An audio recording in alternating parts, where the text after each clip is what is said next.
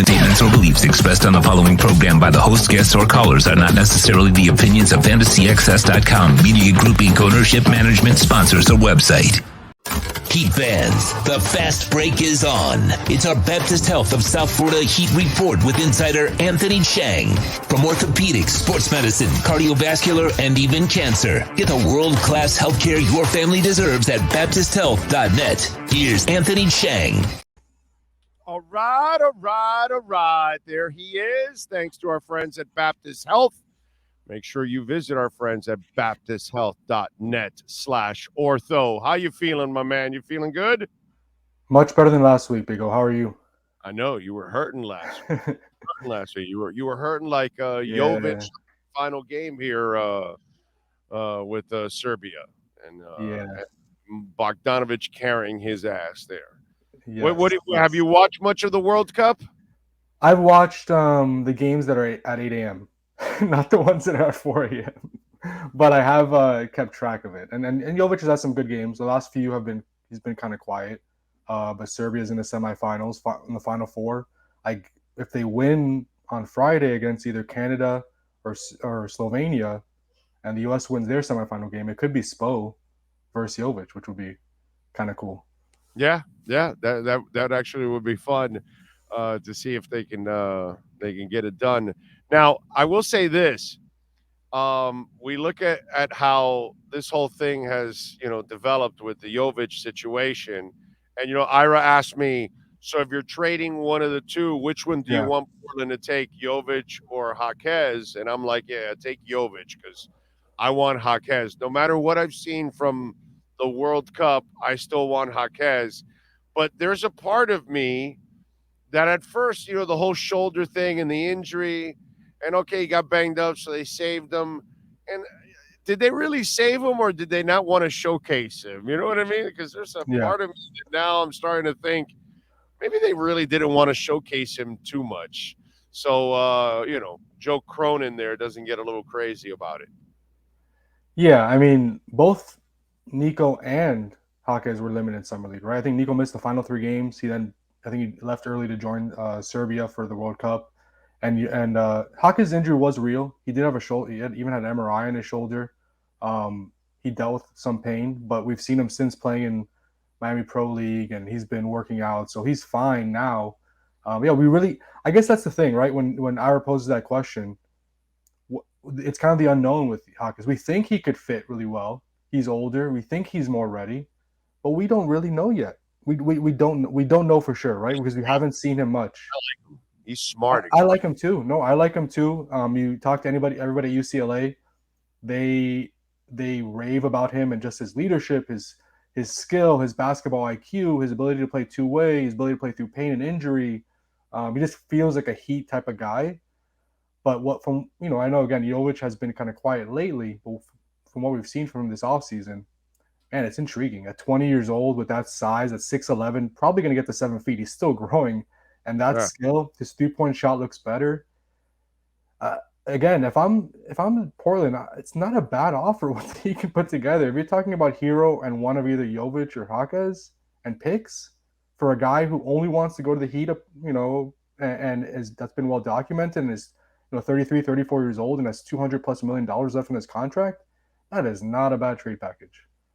Have you been able to talk to Tyler? I have not. He's been he's been active on social media. He's done Miami Pro League. He held his camp. He did not want to speak to reporters at his camp. Obviously, I think we all know why, right? He knows what he's going to be asked. But in about a month, 4 or 5 weeks, media day is October 2nd, I believe, at the arena. If this Lillard trade does not happen by then, Tyler will have to speak to us, right? And he'll have to answer some questions, which he's dealt with this before. But this isn't the first offseason he's been in trade rumors. You talk about Kevin Durant, James Harden, Bradley Beal. It seems like he's in trade rumors every year. But this seems a little different. It just seems like it's fourth straight year of this. It seems a little different. He's been, last year he spoke to us in the offseason. This year he hasn't. And we'll see what happens the next few weeks. If we do speak to him at media day, he's still with the Heat, who'll have to answer those questions. Yeah, no, and how does he compartmentalize all of Yeah. this. Oh, is he pissed? Does he carry a grudge with all of this? It's just one of those things that you just, when Yeah. you're watching Showtime, and there's moments like that there's that tension, and you just wonder, because what we hear or what we see publicly, a lot of times what's going on behind the scenes, it's completely different. You know what I mean? Yeah. He might be mother effing the entire situation behind the scenes, and he is trying to massage it, and we don't know about it. You know what I'm saying? It could be. I'm just throwing it out. Yeah. Yeah. No, I don't think he was happy in the beginning, right? I don't think he was happy that his name's again was in trade rumors. I don't think that's big news. That's pretty obvious. You even seen it kind of cryptically with his social media posts and all that. Like he's a human being, right? You want to have some certainty about your future. You want to feel like your employer wants you around and keeps you. And when you're always in trade rumors, like that's tough. But on the other end of the spectrum, when it's a guy like Kevin Durant last year, right, one of the best players of all time, and Damian Lillard, a top 75 player of all time, and still one of the best scorers in the league. That's there's some honor in that, right? Where your name is in trade rumors, but you're being linked to all-time Hall of Fame guys. So if you're going to be mentioned in trade rumors, those are the type of guys you want to be, I guess, be in those type of rumors. He can't feel comfortable the runs they've made the last 2 years without him. And that's the one thing that has kind of stood out like a sore thumb for him. Maybe he doesn't look at it that way, but the rest of the people end up looking at it that way. They're like, okay, we've made all these last runs the last 2 years, and it's been without Tyler. So maybe we can move on forward without Tyler. You know what I mean? And while it may bother Tyler and he may look at it as a badge of honor, he also has to be honest.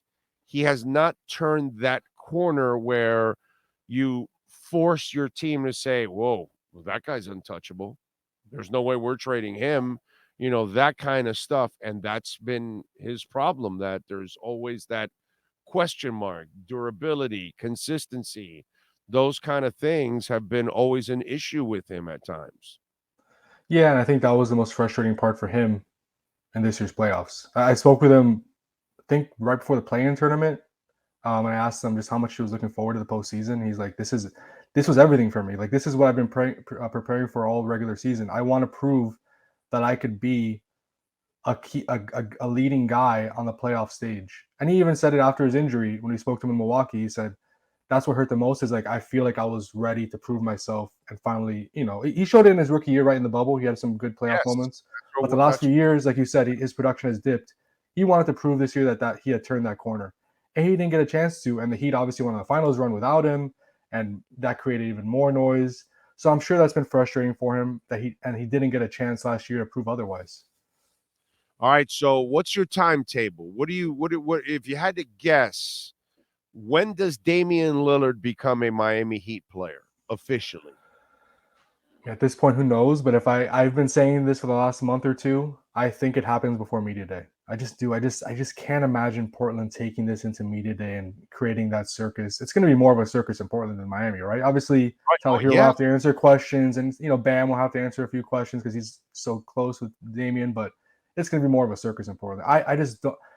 It seems inevitable at this point that Damian Lillard is going to be traded. I'd be shocked if he finishes his career in Portland, right, with everything that's happened over the past few weeks.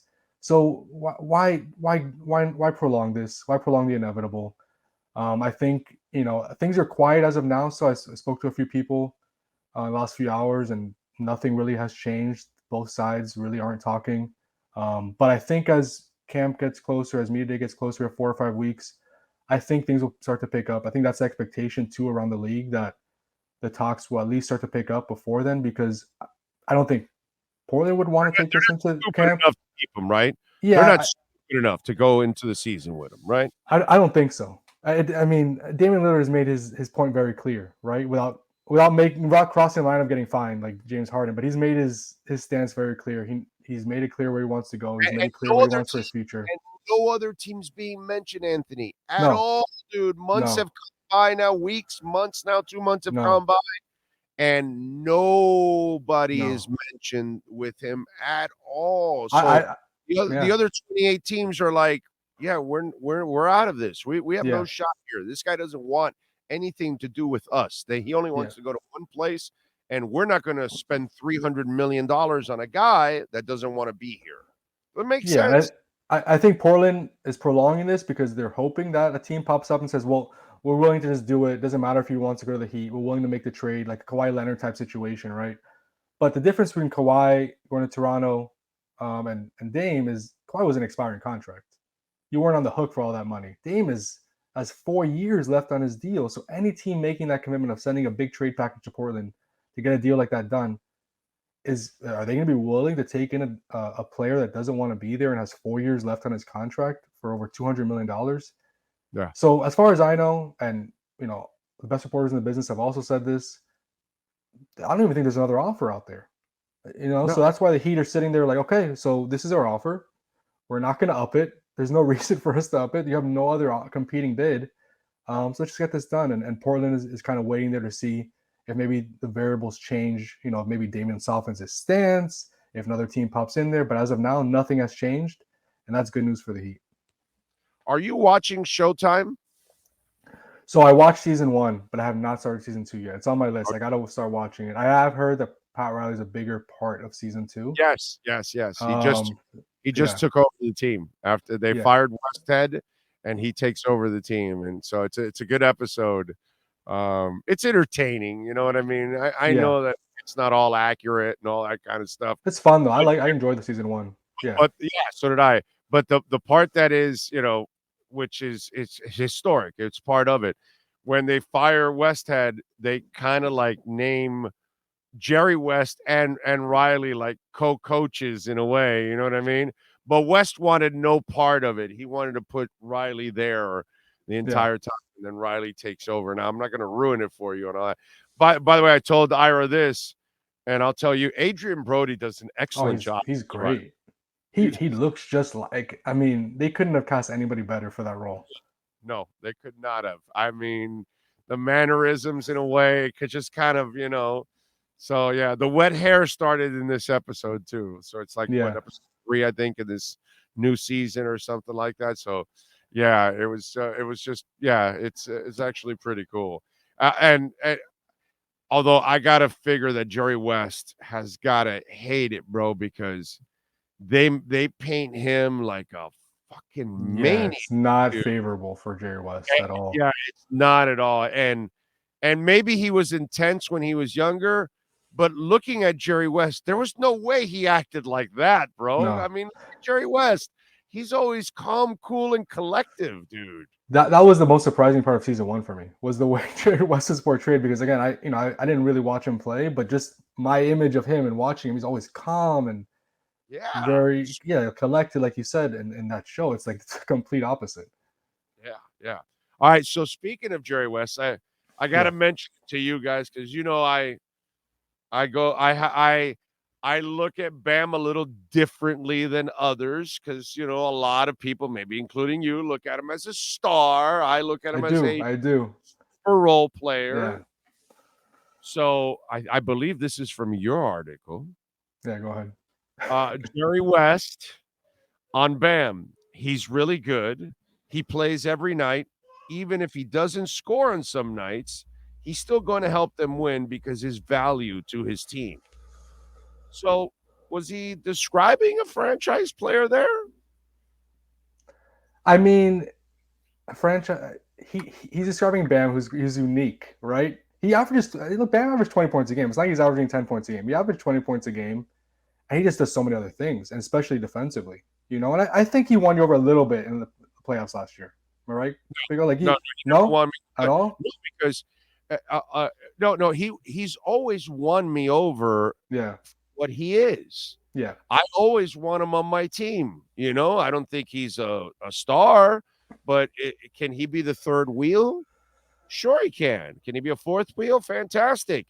But he cannot be a 1 or a 2 because you gotta impose your offensive will in order to be a star. And that's the only thing that he cannot do, or he refuses to become that person. Yeah. Because it's not like he lacks that. Like PJ Brown could never impose his offensive will, even if he tried. He wasn't going to be able to do that. He did all the other kind of shit that Bam does, but he was never, even if he wanted to, he could never do it because he never had the offensive game. That's the part that frustrates the Yeah. shit out of me with Bam. He's got the game if he wanted to, but he doesn't. And so that's where I leave him from that threshold of superstar, because he can't, he refuses to impose his offensive will on people. As I've said 1,000 times, he could drown you with a 16-footer if he felt like it. Right. He freaking felt like just like grab it every time and shoot. He'd make that 16-footer 80% of the time, and he'd have 30 points a night if he felt like it, and just shoot it religiously. Because what are you going to do? Block a 6'10" guy in the air in a 16 Right. foot? No, you're not. So you know what I'm saying? But he doesn't do that because it just hasn't become a part of him. You know? Is there room for Bam to improve offensively? There's no doubt, right? We've seen improvement every year. We've seen him improve a little bit from that end. We see moments where he does impose his will on the team offensively, but obviously you want to see it more consistently. But I would say he is a star defensively, and I know that's not as sexy, okay? But he imposes his will defensively. Without him, they would not get. I mean, obviously, without his defense and his versatility and the way he's so unique on that end, and you even see with Team USA now, right? They could use Bam. They could use a guy who can guard everybody on the court. That is so. Jaren Jackson, Defensive Player of the Year, great shot blocker, but he's not Bam Adebayo, right? This modern day game where switching is the thing, you can't get a better big man defender than Bam. He is, to me, all things considered, his versatility between guarding different players and scheme-wise, the reason they play zone, man, press, all that is because Bam can anchor all of those type of schemes, and that's so unique. So, yes, offensively, I agree with you to a certain extent that he needs to get better, and I think he will, and he's already grown a lot. It's in not that that he court. needs to get better. It's not. Be more aggressive. Yeah. Yeah, it's just about him imposing it. That's all it is. It's not getting better. The skill set is there, dude. His shot is beautiful. He could become a 3-point shooter if he wanted to. That's the next step. He could do an that. area that yeah. would have to get better at because he has to work at it. But the 2-point game, he doesn't have to work at it. He just has to be more aggressive at it. But again, that's not who he is. And they're comfortable with it, and he's comfortable with it, and that's why you're going to go out and get Damian Lillard.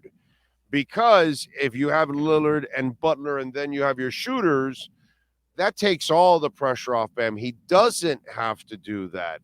Right. In the last couple of years, it would be really nice if he became that guy next to Jimmy, because Jimmy, God bless him, dude, he needs somebody to take some pressure, off of him. Dude, Bam's a better outside shooter than Jimmy. Yeah. I mean, mid-range shooter. There's no doubt. Yeah. And I do think he's going to develop a 3-point shot eventually, which will be huge for him, right? And expanding his offensive game. When he does that, I mean, he could really average 25 points a game, which is crazy because we're just talking about a guy who's not refined offensively, but right. And you're going to get a big goof to come out at you, and guess what he's going to do? Drive right past them. Yeah. Right past his ass like he's standing still, because there's nobody at his size that's going to hang with him driving to the basket. Those are the things. But when I saw that quote in your article, I was like, wait a minute. He's not describing a franchise player there, That's high praise from the logo. That's high praise from the logo. Huh? Yeah. That's high praise from the logo, though. Yeah. And Jerry West, to praise a guy like Bam like that says something, I'm gonna give something away, unfortunately, here from Showtime. But in this last episode, Riley gets pissed. He rips into the team, and then he puts in his starting lineup, and he inserts Rambis into the starting lineup.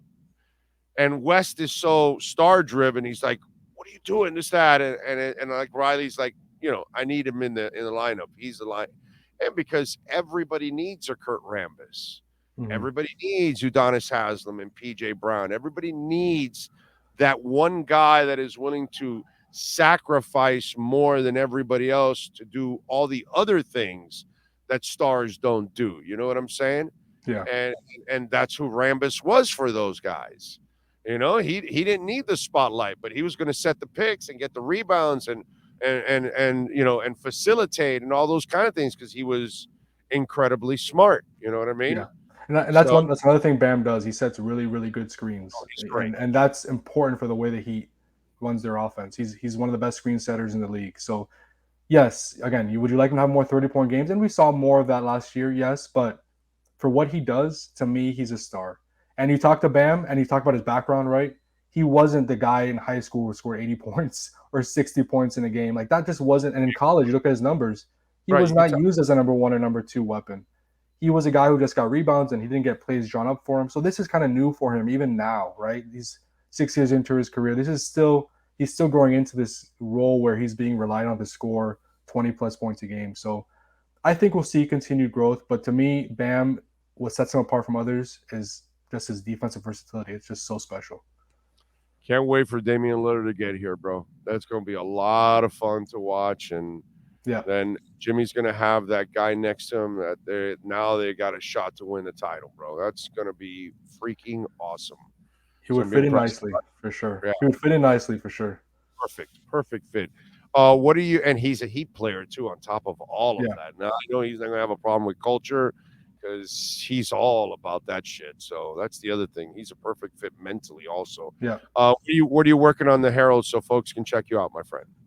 Yeah, today I posted a story on Nikola Jovic's busy summer, right? From Summer League to the World Cup. Last 2 months, he's been making up for time lost where he really didn't play much in his rookie year because of the back injury and just he wasn't in the rotation. So it's been a productive and good summer for Nikola. So you can catch that at MiamiHerald.com. And throughout the week, following the latest on the Damian Lillard stuff, non-news right now, but anything can pop up at any point. I'll have a mailbag with questions from readers and Twitter followers. So every day we'll have something for you. Just check out MiamiHerald.com. Follow him on Twitter at Anthony_Chiang. Anthony, as always, appreciate you, my brother. We'll catch up later on in the week. Thanks, Big O. Have a good one. The Baptist Health of South Florida Miami Heat Report with Anthony Chiang is brought to you by Baptist Health of South Florida. From orthopedics, sports medicine, cardiovascular, and even cancer. Get the world-class healthcare your family deserves at BaptistHealth.net.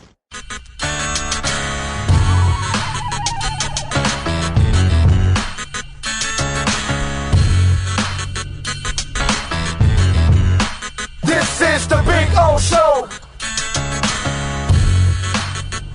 This is the Big O Show.